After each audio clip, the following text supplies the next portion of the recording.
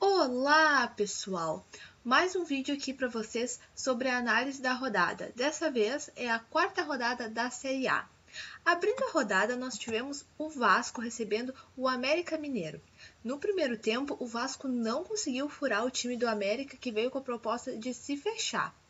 O América abriu o placar com um gol de pênalti. O jogo continuou da mesma maneira, o Vasco atacando e o América se defendendo.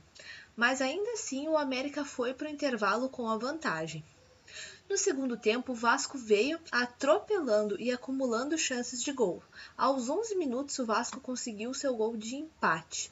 A virada veio 6 minutos depois. Depois disso, o América virou alvo fácil e o Vasco fez mais 2. 4-1 para o Vasco terminou esse jogo aí. Ainda no sábado, o São Paulo recebeu o Atlético Mineiro no Morumbi. No primeiro tempo, chances de gols para os dois lados, com o Atlético Mineiro usando muitos contra-ataques. Aos 24 do primeiro tempo, o São Paulo aproveitou a boa chance e abriu o placar. No segundo tempo, o Atlético Mineiro conseguiu virar o placar, mas durou pouco tempo a virada do Atlético Mineiro. O São Paulo conseguiu empatar e ficou nisso aí, 2-2, num jogo que foi disputado do início ao fim. Nenhum dos dois times parou de atacar. Foi um jogão esse jogo do Atlético Mineiro e do São Paulo. No domingo de manhã, às 11 da manhã, aquele jogo das 11 da manhã, o Corinthians recebeu o time do Ceará. O Ceará saiu na frente com um gol bem bonito de fora da área, logo no início do jogo, aos 8 minutos do primeiro tempo. Com a vantagem, o time do Ceará, claro, se recuou todo. E o Corinthians, que estava com um time praticamente reserva, time mal entrosado, encontrava dificuldades para atacar esse time fechado do Ceará. Mas aos 39 do primeiro tempo, conseguiu o gol de empate. No segundo tempo, o jogo foi só defesa contra ataque. O Corinthians atacando e o Ceará só se defendendo. Mas ficou nisso aí mesmo, 1-1. Para o Ceará, um ótimo resultado, né? Mas vamos ressaltar que deve-se muito ao fato do Corinthians não estar com o que tem de melhor, né? No Mineirão, o Cruzeiro recebeu o Botafogo. No primeiro tempo, um jogo muito truncado, poucas chances de gol para cada lado. No segundo tempo, o Cruzeiro, precisando da vitória, foi para cima e o Botafogo só ameaçava nos contra-ataques. O Botafogo até teve boas chances, mas não conseguiu converter aí. E aos 26 do segundo tempo, o Cruzeiro conseguiu fazer o seu gol. E ficou nisso aí, 1-0 para o Cruzeiro, que conquistou a sua primeira vitória no Campeonato Brasileiro. E o Botafogo teve a sua primeira derrota. Na Arena da Baixada, o Atlético Paranaense recebeu o Palmeiras.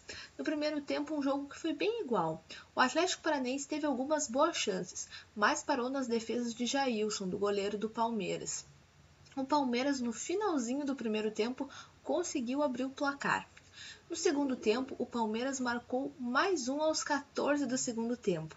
E o Atlético Paranaense tentou descontar, mas não conseguia. Aos 39 do segundo tempo, o Palmeiras fez mais um em uma jogada de contra-ataque e matou o jogo. O Atlético Paranaense até conseguiu descontar, mas só aos 44 do segundo tempo. E ficou nisso aí. 3-1 para o Palmeiras, que jogou muito bem e venceu fora de casa aí, um adversário que é difícil de ser batido fora de casa. No Barradão, o Vitória recebeu o Fluminense. No primeiro tempo, o Fluminense ficou bem mais tempo com a bola, mas não conseguia atacar com qualidade. E aquela velha máxima do futebol, né? Quem não faz, leva. O Vitória, uma das poucas chances que teve com a bola, conseguiu marcar o seu gol. Aí foi para o intervalo com a vantagem. No segundo tempo, o Fluminense continuou com mais posse de bola. E o Vitória, com a vantagem, se recuou demais. E com isso, foi dando campo para o Fluminense. E aí o Fluminense foi abafando. O Fluminense conseguiu o empate aos 27 do segundo tempo.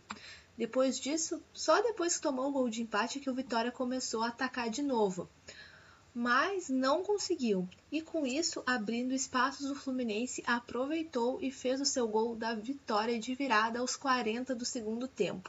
Um resultado que foi justo, porque o Fluminense sim quis jogar o jogo todo. O Vitória fez o gol e recuou, né? Então, um bom resultado aí para o time do Fluminense vencer de 2-1 fora de casa. No Maracanã, Inter e Flamengo se enfrentaram. No primeiro tempo, o Flamengo atacou mais, porém não conseguiu, não com muita qualidade. O Inter se defendia bem. O Inter até teve 2 oportunidades de gol no final do jogo, mas não conseguiu converter. No segundo tempo, o jogo continuou na mesma linha, o Flamengo atacando e o Inter se defendendo como podia. O Flamengo, na insistência, transformou em gol aí. Aos 25 do segundo tempo, o Flamengo abriu o marcador. Depois disso, o Inter, que tomou o gol, se perdeu no jogo, acabou até tendo o jogador expulso. O Flamengo ainda teve tempo de fazer mais um aos 41 do segundo tempo. O Inter até teve chance de descontar no final, mas não conseguiu. Ficou nisso aí. 2-0 para o Flamengo, que é o atual líder do campeonato. Na Ilha do Retiro, clássico nordestino aí, né? Sport e Bahia. E o Sport conquistou um resultado importante. No primeiro tempo, um jogo muito equilibrado, sem muitas chances de gols aí. Mas no finalzinho do primeiro tempo, o Sport saiu na frente com um gol contra do goleiro do Bahia. Na segunda etapa, o Sport não perdeu tempo, hein? Já matou o jogo na primeira jogada e fez o seu gol. Depois disso, o Bahia até teve chance de descontar, mas não conseguiu. E ficou nisso aí, 2-0 para o Sport, que aproveitou melhor as oportunidades do jogo. Fechando o domingo, o Grêmio recebeu o Santos na Arena. E foi um jogo que foi um passeio. No primeiro tempo, o Grêmio dominou a partida e conseguiu marcar o seu primeiro gol aos 30 minutos do primeiro tempo. Logo depois, o Santos empatou na única chance de gol que teve até o momento no jogo, né? Mas aos 45, o Grêmio fez o segundo gol e foi para o intervalo com a vantagem. No segundo tempo, o Grêmio não deu moleza para o Santos e tratou de ampliar o placar logo aos 9 minutos. Depois disso, só deu o Grêmio, que conseguiu marcar mais 2, e ficou assim, 5-1 para o Grêmio. E encerrando a rodada, na segunda-feira, a Chapecoense recebeu o Paraná, um confronto dos times que ainda não tinham vencido no campeonato. No primeiro tempo, o Paraná parecia que estava jogando em casa, atacou bastante e mostrou que estava disposto a voltar para casa com os 3 pontos. No segundo tempo, o jogo ficou mais equilibrado. A Chapecoense marcou seu gol aos 17 minutos do segundo tempo, mas o Paraná não desistiu, empatou aos 21 minutos. A partir daí, o Paraná atacou mais, surpreendeu, mas não conseguiu o gol da vitória e ficou nisso aí, 1-1, um jogo que o Paraná jogou melhor que o Chapecoense e com um pouquinho mais de sorte tinha beliscado a vitória aí. Os dois times ainda seguem sem vencer no campeonato. Nesta rodada, nós tivemos 4 vitórias dos mandantes, 2 dos visitantes e 4 empates. Eu destaco a vitória do Fluminense fora de casa, que mesmo depois de estar atrás do placar, correu atrás.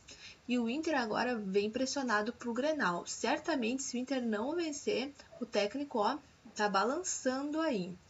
E a boa vitória do Palmeiras em cima do Atlético Paranaense fora de casa.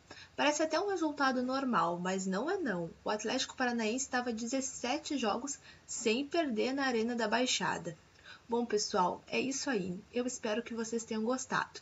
Se gostaram, deixe seu joinha, deixe seus comentários que eu respondo assim que puder. Se ainda não é inscrito no canal, se inscreva para receber todos os meus vídeos. E na próxima semana eu volto com a análise da 5ª rodada. Um beijão para todos vocês e até a próxima!